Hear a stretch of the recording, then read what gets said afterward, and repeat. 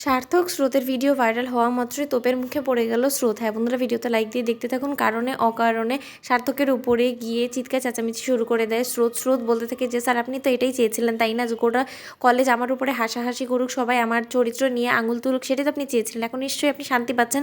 আগে তো আপনি শুধু আমাকে বকাঝকা অবধি রাখতেন, কিন্তু এখন তো দেখতে পাচ্ছি যে আপনি আমার উপরে প্রতিশোধ নেওয়ার জন্য আপনি এতটা নিচে নেমে যাবেন আমি কোনোদিন হয়তো বা কল্পনাও করতে পারিনি। কিন্তু কী আর করবো বলুন, হয়তো বা আমি এক বোকা ছিলাম যে কিনা আপনার উপরে তাও কিছুটা হলেও বিশ্বাস রেখেছিলাম, কিন্তু আমার বিশ্বাসের সাথে যে আপনি এত বড় একটা ছেলে খেলা করবেন সেটা আমি কোনো মতেই বুঝতে পারিনি। আজকে আমার যে অপমানটা অপদস্থ হচ্ছে আমি এই গোটা কলেজে, সেটা শুধুমাত্র আপনার কারণে।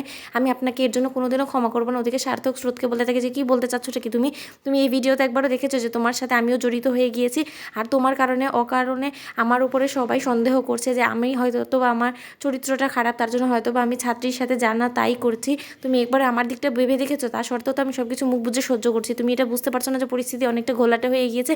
আমি তো এটাই বুঝতে পারছি না যে ওই ভিডিওটা কে ধারণ করেছে। ওদিকে সার্থকের এই কথা শোনা মাত্র স্রোত হেসে বলে যে স্যার আপনি নিজে করিয়ে নিজেই আসল ভিডিও ধারণকারীকে খুঁজতে বের হবেন। আপনি আমাকে এটা বিশ্বাস করতে পারেন? আমি মোটেও আপনার কোনো কথাই বিশ্বাস করি না, কারণ আমার বিশ্বাসটা আপনি চিরকালের জন্য ভেঙে ফেলেছেন। আমি আর কোনোদিন আপনার মতন একজন টিচারের উপরে আর বিশ্বাস করবো না। আসলে আমারই ভুল হয়েছিল যে আমি কী কারণে যে সেদিন দরজাটা খোলা রেখেছিলাম। আপনি যদি কালকে আমার ওখানে না আসতেন তাহলে হয়তো বা এত বড় একটা বদনামের ভাগিদার আমাকে হতে হতো না। ওদিকে রায় বারবার করে স্রোতকে নিয়ে চিন্তিত হয়ে পড়ে। ওদিকে রায় বারবার করে স্রোতকে কল করা সত্ত্বেও যখন না পায় তখন এই ভাবতে থাকে যে স্রোতের আবার কোনো রকম কোনো বিপদ আপদ হলো না তো, এই মেয়েটা যে কী করে, ও ফোন কেন ধরছে না সেটা তো বুঝতে পারছি না। ওদিকে স্রোত রায়ের এতগুলো মিস কল দেখতে পেয়ে স্রোত অবশেষে রায়কে কল ব্যাক করে বলতে থাকে যে দিদি ভাই তুই আমার পাশে এখন নেই, আমি তোকে অনেক বেশি মিস করছি। ওদিকে স্রোতের এই কাঁদো কাঁদো আওয়াজ শুনে রায় বলতে থাকে যে কী হয়েছে, এটা কি স্রোত, কী হয়েছে, আমাকে তুই একটু খুলে বলবি, তুই এরকম করে কাঁদছিস কেন? আমার মনটা কিন্তু অনেক গাইছে, তুই আমাকে একটু খুলে বলবি যে কী হয়েছে। তখন স্রোত বলতে থাকে যে দিদি ভাই আমি অনেক বড় ষড়যন্ত্রের শিকার হয়ে গিয়েছি, আমি জানি না এই কাজটা কে করেছে। এই জঘন্য কাজটা যদি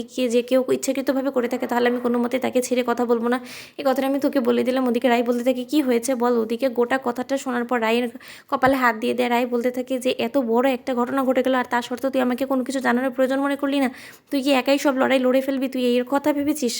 স্রোত তখন স্রোত বলতে থাকে যে না দিদি ভাই আমি সকাল থেকে ব্যস্ত হয়ে পড়েছিলাম, আসলে আমি যখন ব্রেকফাস্ট করতে গিয়েছি তখন এই ঘটনার উদ্ঘাটনটা হয়, আর তারপরেই গোটা কলেজে এই ভিডিওটা ভাইরাল করে দেয় কোনো এক মহল। তা সত্ত্বেও আমি সার্থক স্যারকে গিয়ে জেরা করেছি। সার্থক স্যার বারবার করে আমার সামনে ন্যাকা সাচ্ছে, উনি বলছে যে উনি নাকি এই সম্পর্কে কোনো কিছু জানেই না। কিন্তু দিদিভাই তুই বিশ্বাস কর, আমার মোটেও বিশ্বাস হয় না যে উনি সত্য কথা বলছে, কারণ আমার 100% আমি শিওর যে উনি হয়তো বা এটার মধ্যে অবশ্যই জড়িত আছেন। নয়তো বা ওনার যদি উদ্বেগ না থাকতো তাহলে কী দরকার ছিল উনি কালকে রাত্রে আমার ঘরে কেন এলো বলতো? তো তুই একবার ভেবে দেখ, ওনার যদি ইচ্ছাকৃতভাবে এটা নাই করা থাকতো তাহলে হয়তো বা উনি কালকে রাত্রে আসতো না, কারণ উনি আমার উপরে এত বেশি চিৎকার চেঁচামেচি করে, তার সত্ত্বেও উনি আমার এত ভালো চাইবে আমার একদম বিশ্বাস হয় না। তোমাদের ভিডিওটি ভালো লাগলে লাইক কমেন্ট শেয়ার করে সাবস্ক্রাইব করতে বলুন।